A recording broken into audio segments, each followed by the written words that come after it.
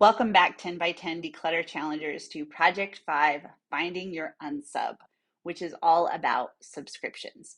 If you are a fan of crime-solving TV, and in particular the TV show Criminal Minds, you may be familiar with the term unsub. In that show, the FBI investigators are looking for the unknown subject, and that's what they call their suspect all along. In this challenge, we are looking for the unconscious subscriptions. And in this way, we are actually looking for clutter that exists in both the spending of our money and our time. But this is a micro zoom project for us to be able to look for that clutter that is filling it in larger ways. So even though you're probably familiar with the term of subscription, we've all known since we were kids, a subscription meant something like getting your National Geographic every month, your parents got a Reader's Digest, something like that. But in the last few years, subscription-based business models have become all the rage, and for a very good reason. They help you, the consumer, spend money over and over with the same business without the friction of multiple checkouts that might slow your roll in getting money to them over and over in a way that they can count on, which is very nice for a business. So this would include all the things like memberships, curated boxes, entertainment and media delivery, group programs, and more. Almost every online business and many brick and mortar ones offer at least one product or service available as a recurring expense. And in this project, we are going to find them and check them out and see how important they are in our lives.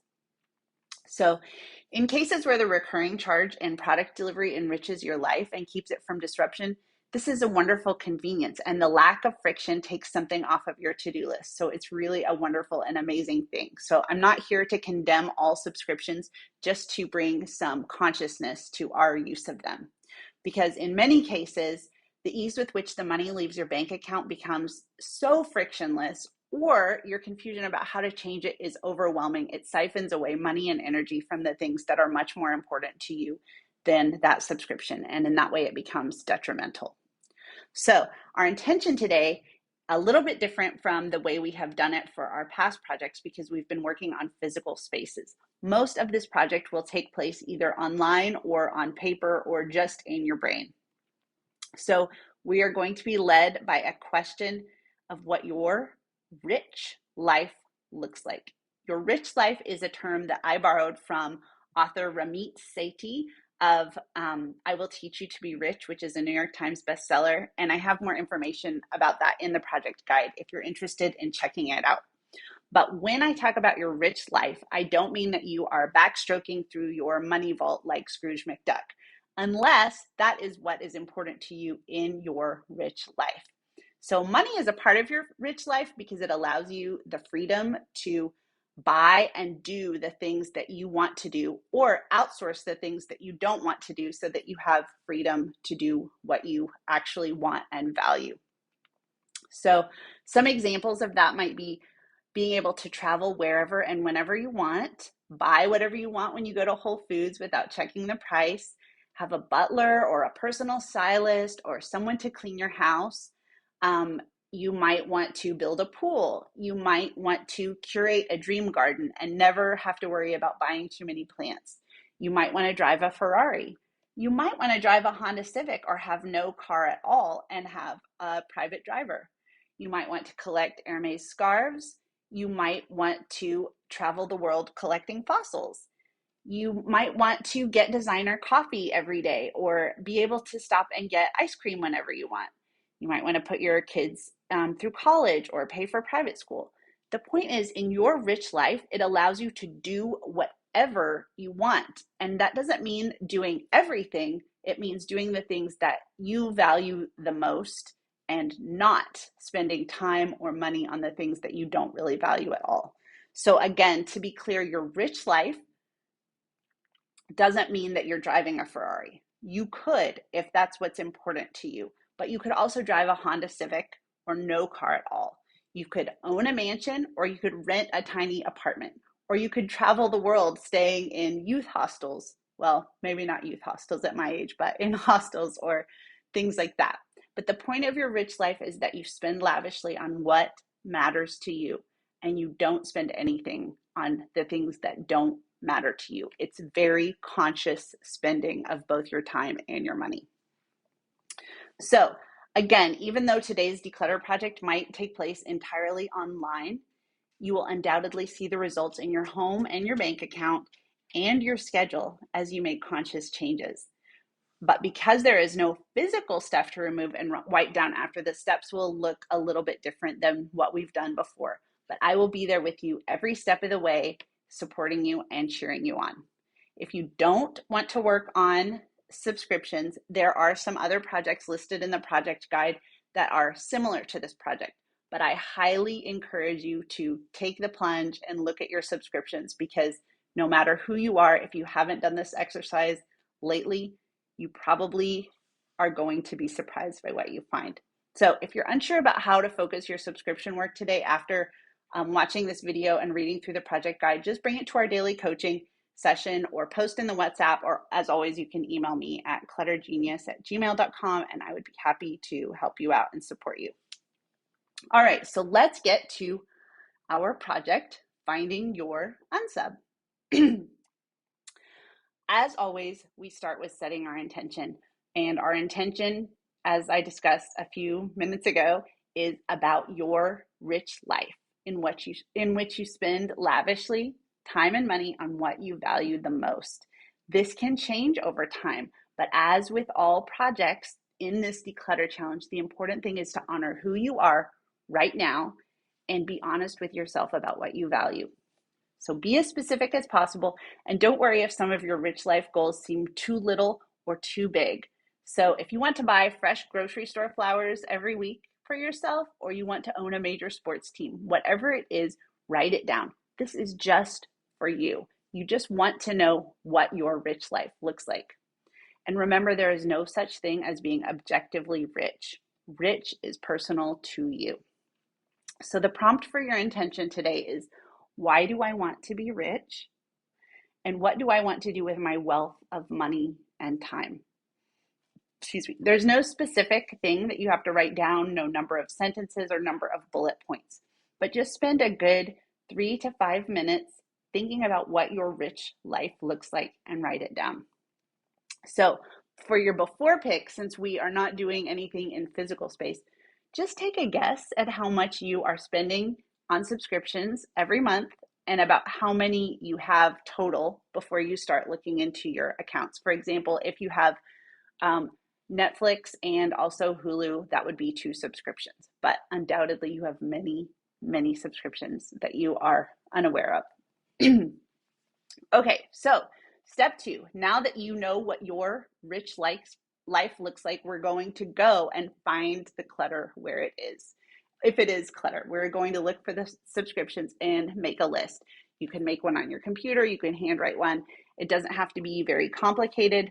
The idea is simply to write down the type of subscription and the amount that you are spending on it each month, or if it's annually, quarterly, weekly, just write that down. You can write Netflix, $20 per month. Or you might write, for example, I have a Duolingo membership, and I think that's $60 annually. Any subscription, you just write the name of the subscription, how much it's costing you, and how frequently you're paying that. All right, so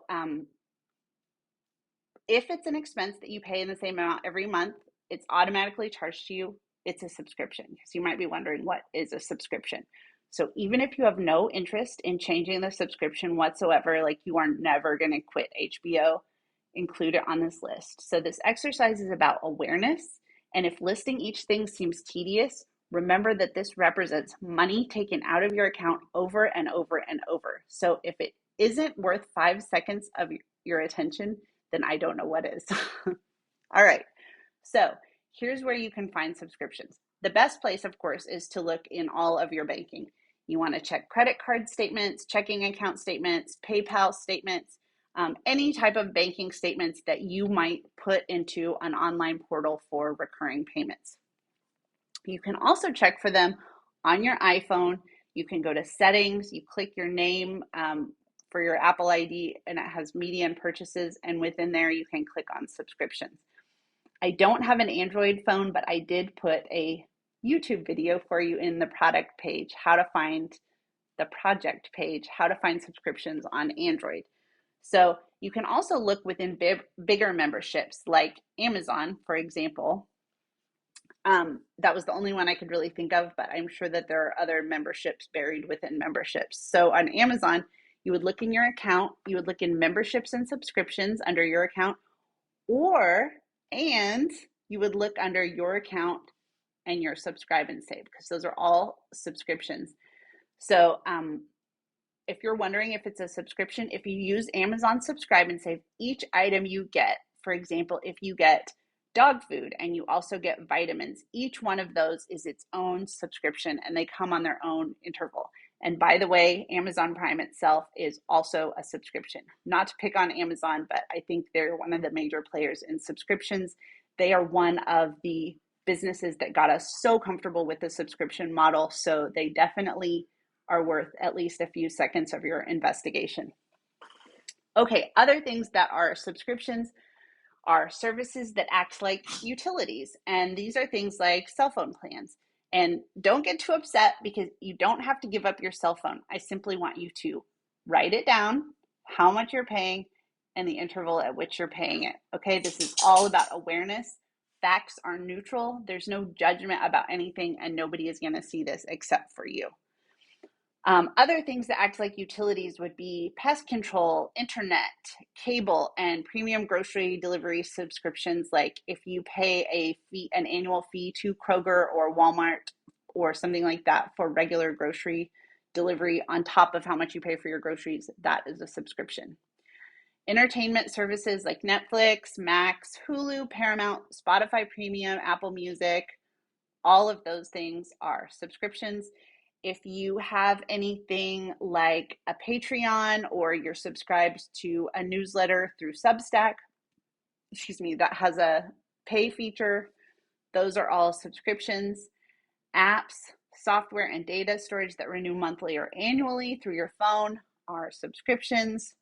Gym memberships are subscriptions. Refill supplies, replenishing, like if you have some type of machinery or equipment at your house that requires regular supplies and you're on a subscription for that. Like for example, my mom has a breathing machine, a medical breathing machine for sleep apnea, and she has a subscription to supplies for that. Curated boxes like for food, such as Butcher Box, or for bread. I can't remember the names of all. There are millions. I couldn't list them all. Food, clothing, Tinker kits, makeup samples. There's a curated box just for about anything. So those are all subscriptions. And even your credit cards with annual fees are subscriptions. So that is, find your subscriptions, write them down, just create awareness about them. Step 3 is going to be compare your subscriptions with your intention for your rich life and your actual habits, and then take action on each one. So in this way, it's similar to processing each item of clutter. And it may be that you find a subscription and it fits your intention, and so it stays, just like your bed fits your intention for your bedroom and it stays in the space and there's no problem. But you're still going to look at each one carefully with intention.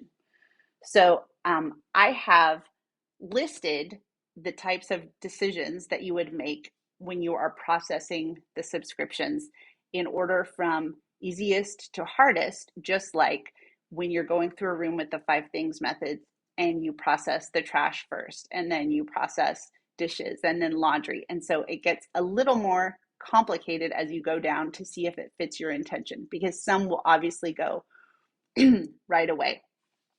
So the first decision that you will make, when you go through your subscriptions, you'll make a decision.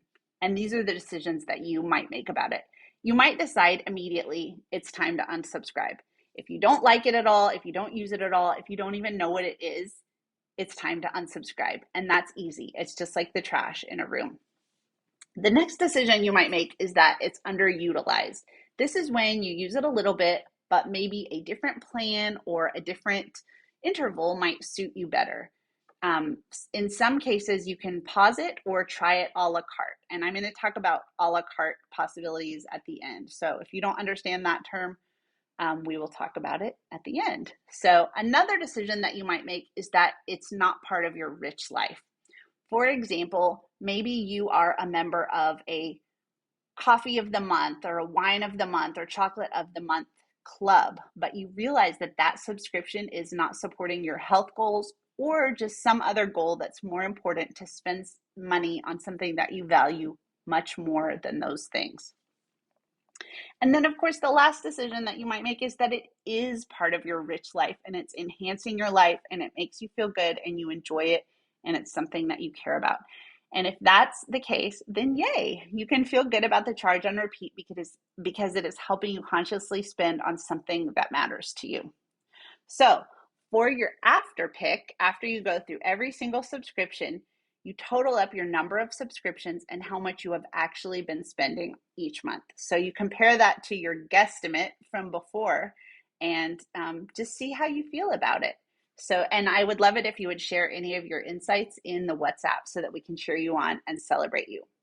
Again, you'll go through your subscriptions item by item and make a decision. But if you've set aside some time for this project and that time is up and you haven't gone through every single subscription, that's totally fine. Wherever you are is just fine, and however much you do is just fine.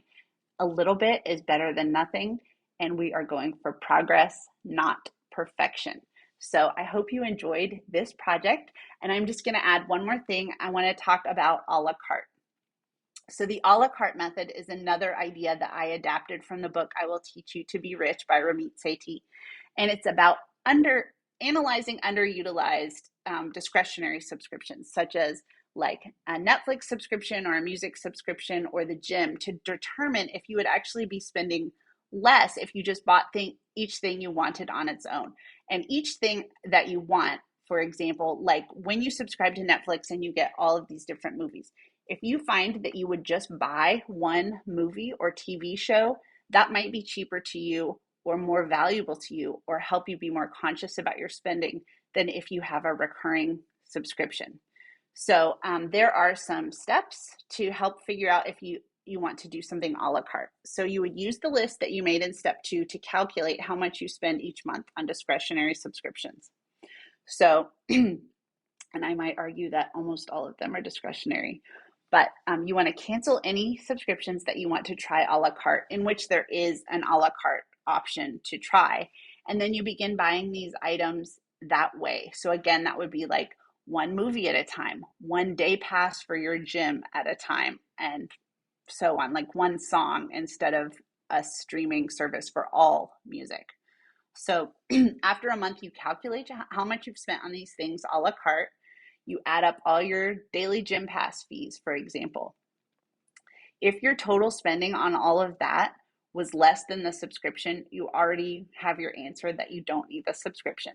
But if your total spending was a break even or even like close to it, you could set a goal of getting it down to like $5 or $10 the next month. So if your total spending was 100, you could set a goal of maybe 90 for the next month, then 75 for the next. So this is a way to baby step reducing your spending, in a sustainable way, so they don't feel deprived or lose touch with things that you enjoy, but still rein things in more consciously. So that is the a la carte method.